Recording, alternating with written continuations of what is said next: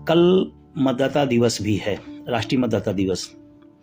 और जैसा कि जानकारी है कि 25 तारीख को उत्तर प्रदेश में एक आह्वान है हर जिला मुख्यालय पर कि मतदाता एवं पेंशन जागरूकता मार्च, और तमाम सारी अपनी तैयारियां कर लिए हैं, लोग लगातार उस पर लगे भी हुए हैं। मैं सबको अग्रिम शुभकामनाएं देता हूं। हम अपनी बात रखेंगे, हम अपनी बात कहेंगे, लेकिन ध्यान रखना है कि हम शिक्षित हैं, बुद्धिजीवी हैं, हमारे ऊपर जिम्मेदारी है, तो हम हर काम को कानून के दायरे में और संवाद करके, चाहे अपने लोग हों चाहे प्रशासन के लोग हों, उनसे संवाद स्थापित करते हुए चीज़ों को हम लोग बेहतर तरीके, शांतिपूर्ण तरीके से रखेंगे। मतदाता दिवस पर यह विषय इसलिए रखा गया कि हम मतदाता हैं और 25 जनवरी 1950 को निर्वाचन आयोग बनाया गया और उसी के याद में हम सब मतदाता दिवस 25 जनवरी को मनाते हैं। सरकार की बहुत सारी योजनाएं इस पर रहती है, तमाम सारे जागरूकता कार्यक्रम होते हैं। हम तो कहते हैं कि इस कार्यक्रम को सबको, सरकार के साथ साथ हर व्यक्ति को, हर नागरिक को, हर मतदाता को इसको एक अपना त्यौहार मनाना चाहिए, क्योंकि वोट की ताकत ही है जो हमें तमाम सारे अधिकार, तमाम सारे हमारे जो जीवन के मूल्य होते हैं वो इसी वोट्स के दम पर मिलते हैं। तो हर व्यक्ति के लिए 25 जनवरी महत्वपूर्ण है। और हम तो कहते हैं कि जितने भी सरकार की योजनाएं हैं मतदाता जागरूकता अभियान के लिए, उसमें हमारे तमाम संगठन के साथी, चाहे टेवा के, एनएम, ओपीएस के तमाम सहयोगी संगठन उसमें भाग लेना चाहिए, उसको ज़्यादा से ज़्यादा लोगों तक प्रमोट करना चाहिए, लोगों को बताना चाहिए कि मतदाता का मतलब क्या हुआ है। हम जब एक उंगली से वोट का निशान दबाते हैं तो 9 उंगलियों से हम सरकार से सवाल भी पूछ सकते हैं। एक उंगली की वोट से 9 उंगलियां हमें आज़ाद मिलती हैं कि हम अपने हक के लिए, अपने अधिकार के लिए बात पूछें, और पूछना चाहिए। ये संवैधानिक हक है हमारा। हाँ, ये बात, परिस्थितियां थोड़ी सी भिन्न हुई हैं और लोकतंत्र में असहमत को अगर हम शामिल नहीं करते हैं तो हमको लगता है कि ये लोकतंत्र की जो खूबसूरती है उसके साथ कुठाराघात है। लोकतंत्र का मतलब ही है कि सबका अपना विचार, अपना बात रखने का, अपनी आजादी है, और सरकार का विरोध देश का विरोध नहीं होता है। सरकार का विरोध हम इसलिए करते हैं कि हमने उनको चुना है, हम उनसे अपेक्षाएं रखते हैं, हम उनसे कुछ उम्मीदें रखते हैं। हम वोट किसी विधायक बनाने को, किसी सांसद बनाने को किस लिए देते हैं कि हमारी शिक्षा, हमारी चिकित्सा, हमारी सामाजिक सुरक्षा, उसके लिए हम उन्हें वोट करते हैं। तो हम जब वोट करते हैं तो उनके साथ उनको ये जिम्मेदारी देते हैं कि आप हमारा ख्याल रखें, नागरिकों का ख्याल रखें, मतदाताओं का ख्याल रखें। 22 जनवरी को हुआ, मैं तो सबसे कहता हूं कि जन के, मन के, गण के रग रग में हैं, राम बसे हैं। लेकिन अभी ओपीएस को एक खबर आई राजस्थान में कि ओपीएस को एक वैकेंसी निकली है किसी विभाग में, उसमें अस्पष्टता, एनपीएस की चर्चा की गई है। और अभी फिर छत्तीसगढ़ से भी कुछ ऐसी खबरें आ रही हैं। तो मैं कहता हूं कि ये कोई अच्छी बात नहीं है। अगर कोई सरकार कोई अच्छा काम कर गई है तो हम उसे लागू रख करके हम आगे का रास्ता प्रशस्त करते हैं।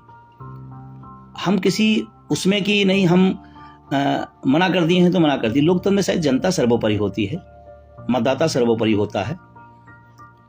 तो मेरा राजस्थान की सरकार से भी मैं शुभकामनाएं देता हूं। सरकार नई बनी है, माननीय मुख्यमंत्री जी नए बने हैं। मैं छत्तीसगढ़ की सरकार को, मध्य प्रदेश सरकार को, जो भी इन राज्यों में, चाहे तेलंगाना हो, ये 5 राज्यों में विधानसभा चुनाव हुई, बधाई देता हूं। लेकिन ओपीएस लागू हो गई और एनपीएस उसको लागू करेंगे, ये किसी बात से समझ नहीं आती। जीत की गारंटी इस बात की गारंटी नहीं है कि जो सच था वो झूठ हो जाएगा। इस देश की करोड़ों लोगों की ओपीएस डिमांड है, करोड़ों लोगों की डिमांड है, और उनको हम अगर डिनाई करते हैं तो हम समझते हैं कि अच्छी बात नहीं। और राजस्थान और छत्तीसगढ़ के साथियों को खास करके मैं कहना भी चाहता हूं, वहां के साथी, जब लागू हुआ तो थोड़ी शिथिलता वहां आई। लोगों को लगा कि अब आंदोलन की क्या जरूरत है, संगठन की क्या जरूरत है, एनएम, ओपीएस की क्या जरूरत है। शायद राजस्थान और छत्तीसगढ़ के लोगों को भी और साथ साथ और साथियों को भी इस बात को समझना पड़ेगा कि NMOPS एक अखिल भारतीय बैनर है और उसके साथ जुड़ करके ही अपनी हम सेवा सुरक्षा को सुरक्षित रख सकते हैं। अगर आप अपनी सेवा सुरक्षा पाकर के भी खो देते हैं तो शायद ना पाने वालों से ज्यादा दुखदाई आपके लिए, ज्यादा पीड़ादायक आपके लिए।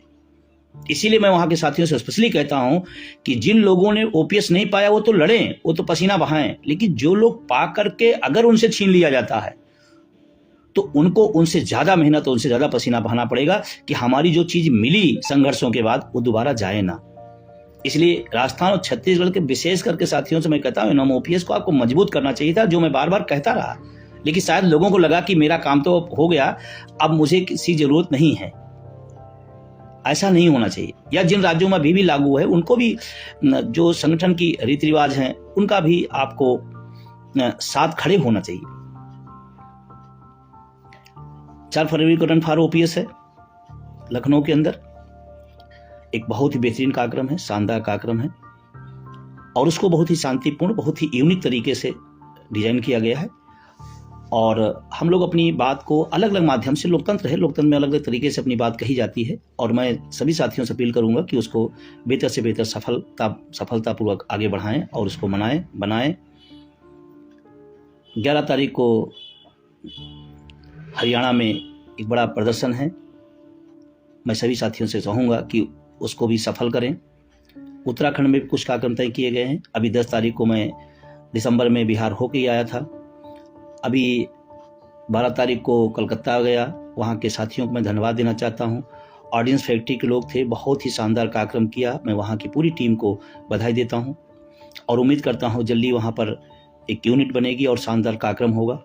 कलकत्ता या पश्चिम बंगाल एक यूनिक है क्योंकि वहाँ पर कभी NPS लागू ही नहीं की गई स्टेट में। ये अपने आप में यूनिक चीज है। तो अब मैं थोड़ा सा जो 1-2 सीरियस बातें हैं उस पर बात करना चाहूँगा, जिसके लिए मैं स्पेशली आया हूँ और उसकी शुरुआत मैं एक अच्छी खबर से देना चाहता हूँ। खबर ये है कि यह आंदोलन को थोड़ा सा शिक्षकों कर्मचारियों के दायरे से आगे बढ़ाना पड़ेगा। ऐसा और आंदोलन हमेशा हर चरण पे आकर के अलग अलग तरीके से, अलग अलग रणनीतियों के तहत आगे बढ़ाया जाता है। और मुझे जो 1 अक्टूबर की रैली आप सबने सहयोग किया, जो आप सबने अपनी ताकत दिखाई, वो बेमिसाल थी। लेकिन मुझे लगता है कि थोड़ा सा इसका दायरा बढ़ाना पड़ेगा। आप लोग अपनी सहमति असहमति दे सकते हैं और आप निश्चित रूप से देना भी चाहिए। तो दायरे जब बढ़ेगा तो हमको लगता है कि हमारा जो मुद्दा है वो ज़्यादा नज़दीक होगा हल के। उसी दिशा में कल देश के, ये मेरा सौभाग्य है कि कल देश के तमाम बड़े बड़े किसान नेताओं के साथ एक ऑनलाइन बैठक थी, जिसमें हमें भी आमंत्रित किया गया और मैं पूरी उस किसान यूनियन की टीम को मैं धन्यवाद देना चाहता हूं। और आप कहोगे कि फिर क्या आपने कहा होगा, मैं जहां रहूंगा आप ही की बात करूंगा। और मैंने सबसे पहले वहां निवेदन किया कि हम किसान के घर से हैं, 80% लोग किसान मजदूर घरों से नौकरियों में आते हैं, 90% या मीऊ कहूँ निम्न और मध्य वर्ग का 100% नौकरियों की तलाश में होता है और वही नौकरी आता है। तो हम सब किसान के लड़के हैं, किसान के घर से हैं, किसान के परिवार से हैं। हम नहीं किसान होंगे, हमारे पिता किसान होंगे, हमारे भाई किसान होंगे। और मैं मानता हूं इस बात को, इस देश में अगर सबसे बड़ा संत कोई है तो किसान है, सबसे बड़ा राष्ट्रभक्त कोई है तो किसान है। इसमें हमें कहते हुए फख्र होता है, क्योंकि मुझे याद है वो दिन, इस समय जो ठंडी चल रही है, रात के 2 बजे ठंडी के महीने में नहर का पानी गेहूं सींचने के लिए जब किसान लगाता है और उसमें घुसता है, तो कल्पना करो रात में खेत में 2 बजे विपरीत परिस्थितियों में वो देश के लिए अन्न उगाता है। उससे बड़ा संत महात्मा, उससे बड़ा राष्ट्रभक्त मेरी नजर में कोई नहीं हो सकता। तो मैंने वहां निवेदन किया कि हम सब आपके घर से हैं, तो आप के लिए बड़ी खुशखबरी वाली बात है, एक बड़ी उम्मीद वाली बात है, रणनीतिक रूप से एक बड़ी सफल बात है। हमने वहां प्रस्ताव रखा कि किसान आंदोलन में किसान मोर्चे द्वारा यदि अपने मांग पत्र में पुरानी पेंशन की डिमांड रखी जाए तो ये किसानों से इतर नहीं है, बल्कि किसानों के बच्चों के लिए है। और आपको बताते हुए मुझे बहुत खुशी हो रही है, बहुत अच्छा लग रहा है कि मेरे कहते ही मान सारे देश भर के किसान यूनियन के सीनियर नेता सब ने स्वागत किया और स्वीकार किया, और आपकी डिमांड को वो अपनी डिमांड माने। आने वाले टाइम में आपको किसान यूनियनों के जो भी मांग पत्र होगा उसमें पुरानी पेंशन होगी। ये हम सब के लिए बड़ी उपलब्धि है, बड़ी बात है, क्योंकि ऐसा अब लग रहा है जो दौर चल रहा है उसमें सबको एक साथ लड़ना पड़ेगा अपने हक हुकूक के लिए, एक साथ अपनी बात लगानी पड़ेगी, आवाज़ एक साथ। और ये बड़ी उपलब्धि कल हुई है मेरी नज़र में इस आंदोलन के लिए। जब हम आप कहते हैं कि इसको जन आंदोलन बनाएंगे तो शायद इसी तरह से ये जन आंदोलन की तरफ जाएगा, और वो बड़ी उपलब्धि है। मैं शुक्रिया अदा करना चाहता हूँ आप सबके माध्यम से उन किसान नेताओं को भी जिन्होंने हमारी डिमांड को देश के 1 करोड़ से ज़्यादा एनपीएस धारियों के लिए उन्होंने अपनी तरफ से स्वीकार किया, और आने वाले समय में वो अपनी डिमांड में इस बात को रखेंगे। ये हम सब के लिए फख्र की बात है। ऐसे मैंने प्रयास किया नौजवानों के साथ। बिहार मीटिंग में युवा हल्ला बोल के जो अनुपम जी हैं, पूरे देश के लिए बेरोजगारों की लड़ाई लड़ते हैं, मैंने उनसे रिक्वेस्ट किया, उनकी टीम के लोग आए और उन्होंने भी इस बात को समर्थन किया कि जो बेरोजगार व्यक्ति है वो भी नौकरी की तलाश में है। तो जो बेरोजगार है उसका नौकरी तो मुद्दा ही है, लेकिन नौकरी के बाद उसकी पेंशन एक मुद्दा है और होना चाहिए। और देश के तमाम सारे जो नौकरियों की तलाश में है, नौकरियों के लिए संघर्ष कर रहे हैं, नौकरियों की इच्छा रखते हैं, नौकरियों का सपना पालते हैं, उन सब से भी कहना चाहता हूँ ये आपकी भी लड़ाई है। जैसे अभी उत्तर प्रदेश की कल ही उत्तर प्रदेश पीसीएस का रिजल्ट आया है, लगभग 250 के आसपास चयनित हुए हैं। मैं उन सबको बधाई देना चाहता हूँ, धन्यवाद देना चाहता हूँ कि आप एक नई शुरुआत करें हैं। आप अपने कर्तव्यों के प्रति पूरी तरह से दृढ़ रहें। जो सरकार की कार्यक्रम है, जो आपको जिम्मेदारी दी जाए, उसको आप अच्छे तरीके से करें। लेकिन मैं उन सब पीसीएस अधिकारियों से तमाम पदों पर जो चयनित हुए हैं बधाई देते हुए कहना चाहता हूँ कि आपके बुढ़ापे की लाठी कुछ लोग इस ठंडियों में भी आवाज़ लगा रहे हैं। तो आने वाले समय में आपके लिए भी पुरानी पेंशन बहुत ज़रूरी है, और इसीलिए मैं कहता हूँ ये लड़ाई हम जीतेंगे 110%, क्योंकि हम डे बाय डे अपनी संख्या बढ़ा रहे हैं, अपनी संख्या बढ़ेगी। आने वाले समय में एक दौर ऐसा भी हो सकता है जब हर जगह एनपीएस का व्यक्ति भी हो सकता है। जो डिमांड कर रहा है वो भी, जो डिमांड सुन रहा है वो भी, और जो निर्णय देगा वो भी,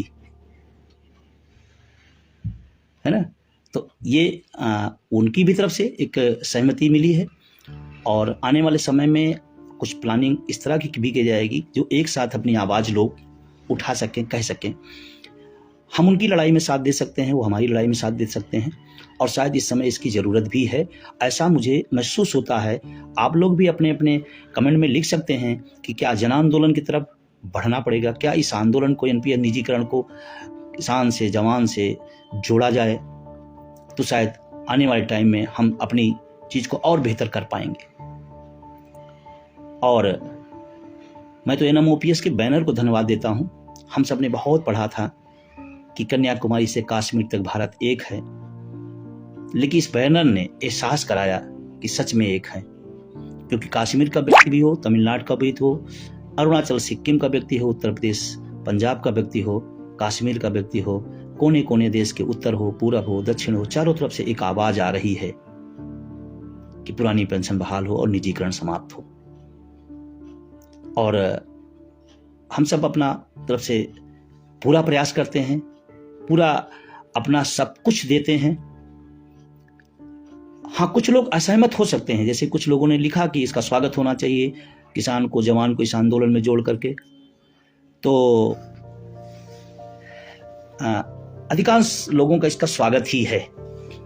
और मैंने भी एक जो कार्यक्रम दिया था जनसंवाद, उसका एक ही प्रक्रिया है कि उसीलिए रखा गया कि जनसंवाद अटेवा आपके द्वार।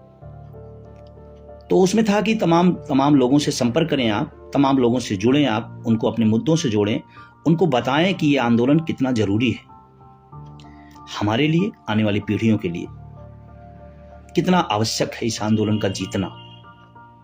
लेकिन मैं आपसे कहना चाहता हूं कि आप सिर्फ सुने ना, उसको जमीन पर उतारें। क्या आप सब ये बात खुद करके अपने आसपास जो तमाम छोटे छोटे आंदोलन चल रहे हैं, तमाम सारी और लोग हक हकूक़ के लिए लड़ रहे हैं, उनको अपने साथ जोड़ेंगे, उनसे मिलेंगे, उनकी पीड़ा को भी सुनेंगे, अपनी बात को, अपने आंदोलन के बारे में उनको बताएंगे। शायद अगर सब लोग थोड़ा थोड़ा प्रयास करें कि चलो हम इस दिशा में 2 लोगों से मिलेंगे, 5 लोगों से मिलेंगे, या हम रोज़ 2 लोगों से मिलेंगे, 2 लोगों को इस आंदोलन में जोड़ेंगे, तो शायद ज़्यादा व्यापक हो जाएगा। यही तरीका है कि हम इस आंदोलन को जन आंदोलन रहें, और इस देश को इस समय बहुत ज़्यादा ज़रूरत महसूस हो रही है। ये मैं नहीं महसूस कर रहा हूँ, इस देश के तमाम सारे वो जो पीड़ित पक्ष हैं किसी न किसी वजह से, वो सब चाह रहे हैं कि नहीं, एक जन आंदोलन बनाया जाए। तो मैं सभी साथियों से कहना चाहता हूं कि आप भी अपनी भूमिका इसमें तय करिए, और इस NMOPS अटेवा या तमाम सहयोगी संगठनों को मजबूती देने के लिए आप अपना रोल अदा करिए। और मैं बार बार इस बात को कहता हूं कि जब सब जुड़ेंगे, जब सब मिलेंगे, जब सब मजबूती से आगे बढ़ेंगे, तो हम ज़्यादा तेज़ी से चीज़ों को आगे बढ़ा पाएंगे। इसके लिए सोशल मीडिया का एक बड़ा प्लेटफार्म है। मीडिया के साथियों की बहुत आलोचना इस देश के अंदर हो रही है, बहुत ज़्यादा हो रही है। मीडिया के साथियों को भी समझना चाहिए कि जन भावनाएं क्यों आपके खिलाफ चली जा रही हैं। शायद उनका मुद्दा उसमें नहीं दिख रहा है, शायद उनकी आवाज़ उसमें नहीं दिखा पा रहे हैं, शायद उनकी बात आप नहीं कह पा रहे हैं जो आपका काम है। लेकिन आलोचना मात्र से ही बात नहीं बन जाएगी। मैं तो कहता हूँ कि अगर वो नहीं दिखा रहे हैं तो आपके हाथ में एक मोबाइल सेट है छोटा सा, जिसके दम पर अपने सोशल मीडिया के तमाम प्लेटफॉर्म से आप अपनी बात कह सकते हैं, आगे बढ़ा सकते हैं। आपके हाथ में जब औजार है तो आप दूसरों से क्यों उम्मीद कर रहे हैं? आप पहल करिए। कितने साथी हैं जो 5 लाइन रोज लिखते हैं, कितने साथी हैं जो आंदोलन के बारे में बोलते हैं, जो इतने साथी हैं जो आंदोलन में लोगों को जोड़ते हैं। ये आपकी भी जिम्मेदारी है। मैं तो आज भी ये भी कहता हूं कि हम सबको जितने लेवल पे इस आंदोलन को ले जाना चाहिए नहीं हुआ। अभी जो पूरा देश का आंदोलन चल रहा है, मैं तो पूरे देश को देख रहा हूं, 5 से 7% लोगों की सक्रियता और जागरूकता का विषय है, बस 5 से 7%। मैं आज भी कह रहा हूं इस आंदोलन में जिस दिन 20% लोग जाग जाएंगे, 20% लोग, 100% की बात नहीं कर रहा हूं, 20% लोग अगर जाग गए तो 100% रिजल्ट आ जाएगा। क्योंकि जिन लोगों को पेंशन चाहिए उनकी भी कहीं न कहीं निष्क्रियता है। इसको स्वीकार करने में हमें भी कोई नहीं है। हर आदमी चाहता है हमें पुरानी पेंशन मिले, लेकिन उससे योगदान के बारे में पूछ लिया जाए तो शायद नहीं। जैसे कल उत्तर प्रदेश में सभी जिला मुख्यालयों पर मतदाता एवं पेंशन जागरूकता मार्च रखा गया है। अब ये बात कोई आपको निमंत्रण भेजेगा कि भाई जब आप आइए, कोई आपसे, ये आपकी लड़ाई है, आपका हक है, आपका हक छीना गया है, तो आपको तो खुद आना है, 4 को और लेके आना है। ये काम आपका है। कहीं भी कार्यक्रम चल रहा है, अभी 28 तारीख को बनारस में माननीय प्रधानमंत्री के संसदीय क्षेत्र में NPA निजीकरण भारत छोड़ो जन संवाद कार्यक्रम रखा गया है। तो अब वहां पर किसी को ये कहना चाहिए कि भाई जब 28 तारीख को आप बनारस आइए। अरे आपको आवाज लग गई, आपको सूचना मिल गई, आप उसको अपना प्लान करिए कि हम कैसे पहुंचेंगे, कितने लोगों को पहुंचेंगे लेकर के, और कितने लोगों तक ये मैसेज हम पहुंचाएंगे। यह आपका काम है। ये 5-7 लोगों के दम पर ये आप आंदोलन है। मैं बड़ी जिम्मेदारी से कह रहा हूं। जिस दिन इस आंदोलन में 20% लोगों की सक्रियता और सहभागिता उस लेवल तक हो जाएगी तो आप आश्चर्यजनक परिणाम पाएंगे। और हार नहीं मानना है। इस दुनिया में वो तमाम चीजें हुई जो कभी उम्मीद नहीं लोग करते थे, वो भी हुआ है, ये भी होगा। उस लेवल तक चलना होगा, उस लेवल तक लड़ना होगा, उस लेवल तक आवाज लगाए रखना पड़ेगा। और आज के दौर में अगर कोई आवाज लगा रहा है तो ये कम बड़ी बात नहीं है, बहुत बड़ी बात है। तमाम लोग आवाज लगाते हैं, तमाम तरह की दिक्कतों परेशानियों का सामना करके लगाते हैं। अगर आपके पक्ष में, आपके मुद्दों के लिए कोई बोलता है, कोई लड़ता है, कोई चलता है, तो ये आप अपना भाग्य माने और उसमें आवाज दें। क्योंकि अगर आवाज लगाने वालों के साथ आवाज आप नहीं जोड़ेंगे तो आने वाले समय में हो सकता है कि आपको आवाज लगाने वाले ना मिले। इसलिए आपकी जिम्मेदारी बनती है कि साथ खड़े हों। इसलिए जिम्मेदारी बनती है कि आप उसमें अपनी सहभागिता निभाएं। इसलिए आपकी जिम्मेदारी बनती है कि आप लोगों को इस आंदोलन में जोड़ें। और 28 तारीख को बनारस की जो एनपीए निजीकरण भारत छोड़ो जनसंवाद का कार्यक्रम रखा गया है। मैं तो कहता हूँ आसपास के जो साथी हैं, जो साथी पहुंच सकते हैं, निश्चित रूप से पहुंचे। बाकी 4 तारीख को रन फॉर ओपीएस लखनऊ में है। देश के तमाम कोनों में लगातार कोई न कोई कार्यक्रम चल रहे हैं। आगे और अभी जो बात आगे चर्चा हुई है, और मैं तो कहता हूं देश के तमाम जो शिक्षक कर्मचारी संगठन हैं, मैं उनसे भी कहना चाहता हूं कि तमाम इश्यूज होंगे, विभागीय तमाम सारी समस्याएं होंगी, लेकिन सबसे बड़ी समस्या आज देश के अंदर पुरानी पेंशन की बहाली और निजीकरण की समाप्ति है। इसमें सब लोग सहयोग करें, सब लोग साथ आए। मैं उस दिशा में भी प्रयास कर रहा हूं कि तमाम सारे संगठनों से मेरा संवाद चल रहा है। मैं जल्दी ही तमाम सारे संगठन जो इस दिशा में प्रयास कर रहे हैं, मैं उनसे भी संवाद करूंगा और कोशिश करूंगा कि इस देश में कुछ निर्णायक स्थिति पे इस आंदोलन को ले जाएं। और लोग उम्मीद करता हूं कि सब साथ होंगे, तैयार भी होंगे, क्योंकि लड़ाई को जीतना बहुत जरूरी है। जब मैं निजीकरण की बात करता हूं तो हमारे तमाम सारे सरकारी कर्मचारी साथी कहते हैं ये बात क्यों कहते हैं। मैं इसलिए कहता हूं आपको नौकरी मिल गई, आपके भाई को, आपके परिवार को नहीं मिलनी है। और ये दुर्भाग्य है देश का कि जब लाखों लाखों पद खाली पड़े हैं और सड़कों पर बेरोजगार नौकरी के लिए लाठियां खाएं, बहुत दुखद है। और यूं ही नहीं कर रहा हूं, पहले तो जो पद खाली वो भर लो भाई, फिर अलग नौकरियां, अलग सपने दिखाना। जो खाली पड़े हमारे पद हैं, चाहे रेल में हो, चाहे सेंट्रल तमाम सारे विभागों में हो, चाहे शिक्षा विभाग में पड़े हों, तमाम सारे लाखों लाख, 9 लाख के आसपास तो रेलवे में पड़े। इस देश के अंदर 20 लाख नौकरियां पड़ी हुई हैं खाली, पहले उसको भरिए, फिर अलग अलग सपने दिखाइए कि हम तो क्रिएट करेंगे नौकरी। अरे क्रिएट करेंगे क्या नौकरी? जो खाली पद है उसको भर लीजिए, फिर क्रिएट करिए। खाली पद तो भर नहीं है, क्रिएट करने की बात दिखाई जा रही है। मैं निजीकरण किस लिए बात करता हूं? इस देश में अगर सरकारी संस्थान, सरकारी स्कूल, सरकारी अस्पताल, सरकारी ट्रांसपोर्ट, सरकारी रेल यदि नहीं रहेगी तो मैं कहता हूं इस देश की जो आत्मा है 90% वो पीड़ा में होगी, वो तकलीफ में होगी, वो जीवन जीने को दुश्वार होगी। सरकारी संस्थान तमाम जगहों पर, आज ही मैं कल का रिजल्ट देख रहा था, प्राइमरी में पढ़ करके लोग पीसीएस टॉपर हो रहे हैं। सरकारी संस्थाओं में पढ़े हुए लोग आज टॉप 20 में आ रहे हैं। क्यों आ रहे हैं? क्योंकि उनके पास संसाधन नहीं थे, उनके पिता के पास संसाधन नहीं थे, लेकिन आज शिक्षा के दम पर और अपने संघर्ष के दम पर आज पीसीएस में सिलेक्ट हो रहे हैं, आईएएस में सिलेक्ट हो रहे हैं। लेकिन जब लिटरेसी होगी तो क्या होगा? निजीकरण ये सिर्फ बेरोजगारों का सवाल नहीं है, ये हमारा भी सवाल है। जैसे पेंशन का सवाल सिर्फ मेरा नहीं है, जो बेरोजगार हैं, जो नौकरी में आना चाहते हैं, उनका भी सवाल है, वैसे निजीकरण हमारा भी है, उनका भी है, और इस देश के किसानों, नौजवानों का भी है। तो मेरा निवेदन है, हाँ, जब इस तरह के संघर्षों की बात, हकों की बात आती है तो शायद वर्तमान सरकार को ये पसंद नहीं आता है, ये पीड़ादायक है।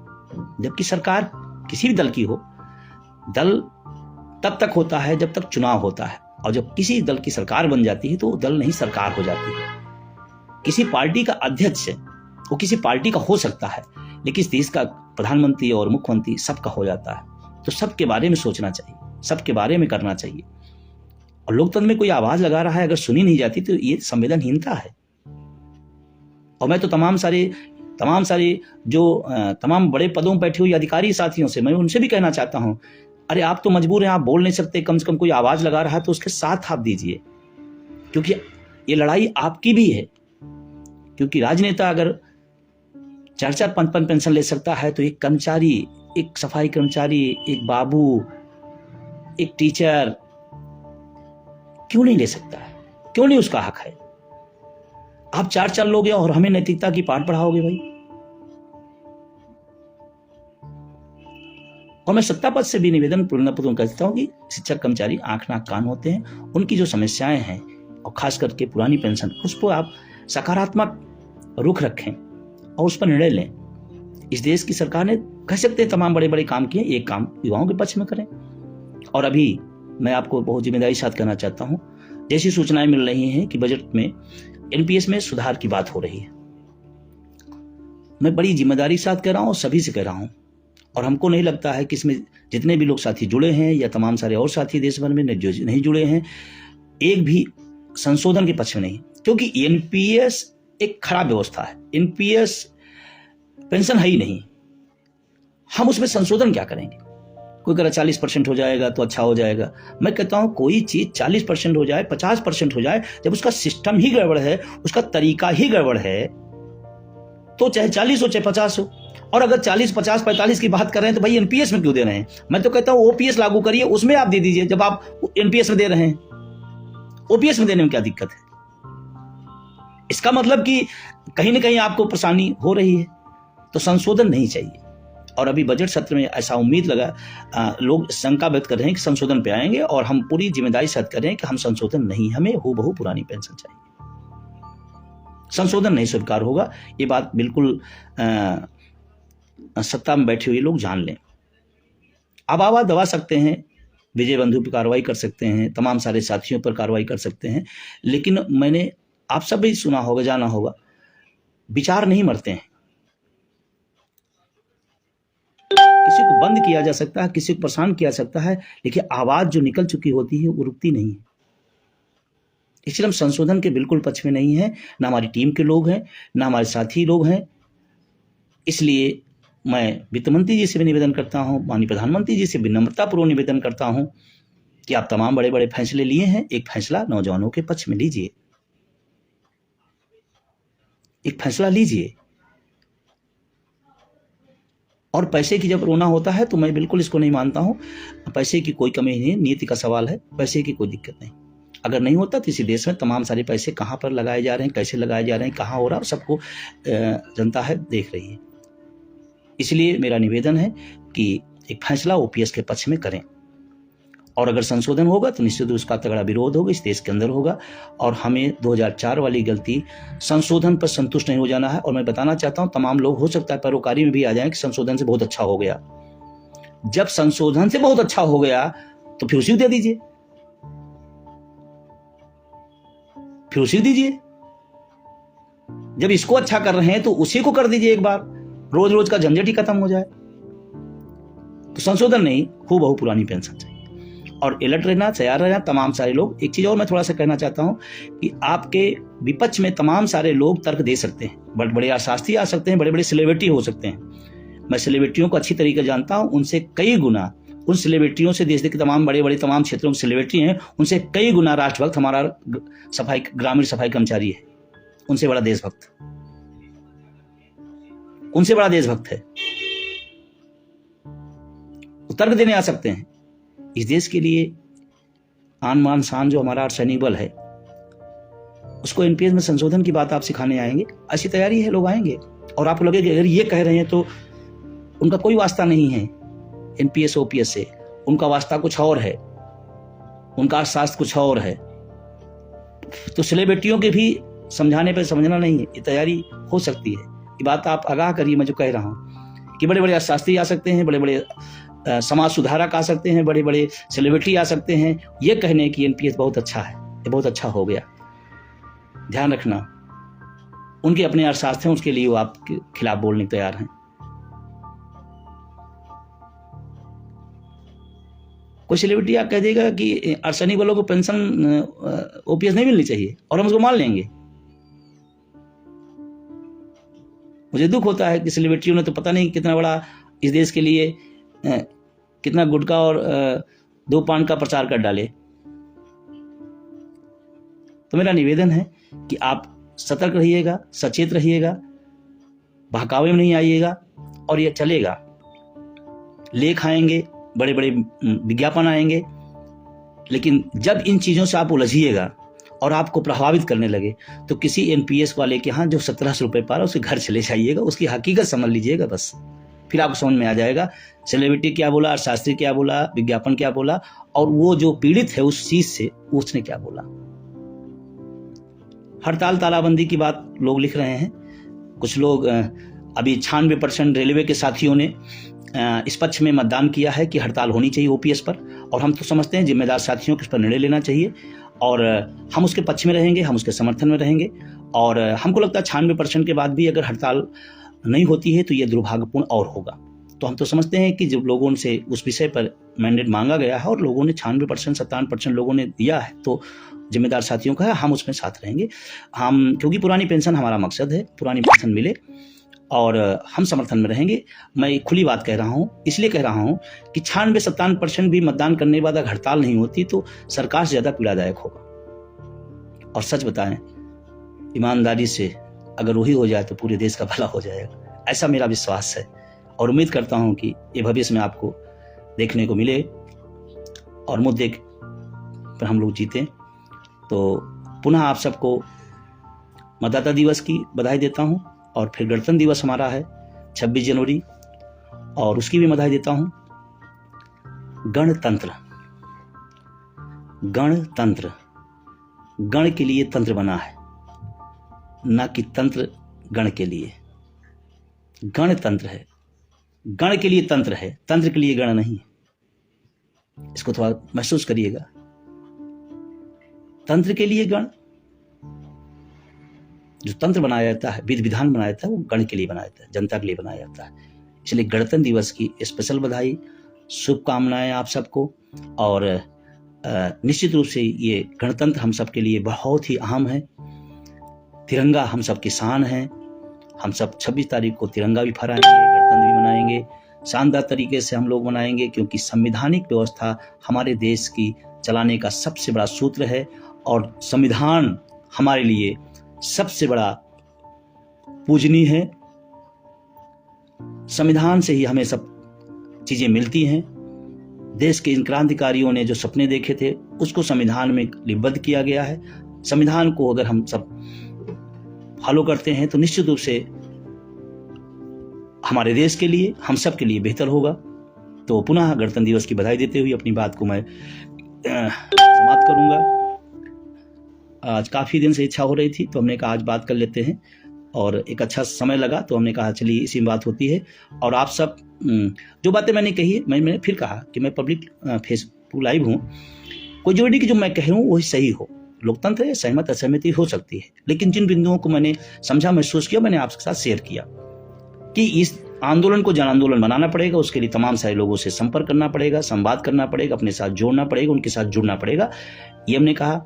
हमने मतदाता का मतलब ये नहीं हुआ कि सिर्फ वोट देना ही मतदाता काम होता है। वोट के बाद 9 उंगलियां खाली होती हैं, इस बात पूछने के लिए कि आपको हमने जिस लिए बैठाया था, जिस लिए आपको विधायक, MP, MLA, मुख्यमंत्री, प्रधानमंत्री बनाया था, क्या वो चीजें हुई? उसकी जवाबदेही होगी। हमने ये बात कहा कि पुरानी पेंशन और निजीकरण एक बड़ा विषय है। रोजगार, अगर पद खाली हैं, ये बात को बहुत गहराई से मेरी बात को समझिएगा। लाखों पद खाली हों और लाखों नौजवान सड़कों पर लाठियां खाएं रोजगार के लिए। नया पद क्रिएट करने के बजाय जो पद पहले भर हैं खाली, उनको भर लिया जाए, ये भी डिमांड है। अब इसमें चाहे आप मेरी होशियारी भी समझिए, क्योंकि अगर उतने लाख पद खाली हैं, भर गए, तो ये आंदोलन और अच्छा होगा। और शायद इसीलिए सरकार ने अपना दिमाग लगाया कि अब पीछे से ही चीजों को ब्रेक कर दिया जाए। आप सबने सुना, तमाम सारे साथियों ने कमेंट किया, तमाम सारे साथी लगातार शेयर कर रहे हैं। मैं उन सबको भी स्पेशली शुक्रिया दूंगा, अपने ITCL के साथियों को, अपने तमाम उन साथियों को जो हमारी बात को आप अपने तक ले गए या और लोगों तक शेयर करेंगे, और लोगों तक पहुंचाएंगे, क्योंकि संवाद होना चाहिए। संवाद ही लोकतंत्र का सबसे बड़ा अस्त्र है। घर में भी संवाद हो, समाज में भी संवाद हो, प्रदेश और देश में भी संवाद हो, ये सबसे बड़ा अस्त्र है। तो इसको आप बढ़ाएं, आगे ले चलें, और फिर हम लोग जुड़ेंगे, कभी फिर बात करेंगे जब कभी विषय होता है। और मैं राजस्थान और छत्तीसगढ़ के साथियों को स्पेशली एक संकेत दिया हूं कि आप अपनी ऊर्जा अपने पाए हुए अधिकार के लिए लगाइए। घर में सोइए नहीं, सोने पर आपके हक मारा जा सकता है। और मिल करके हटना कष्टकारी होगा, पीड़ादायक होगा। इसीलिए NMOPS को मजबूत करिए, NMOPS को आगे बढ़ाइए, NMOPS के साथ जुड़िए और जुड़े और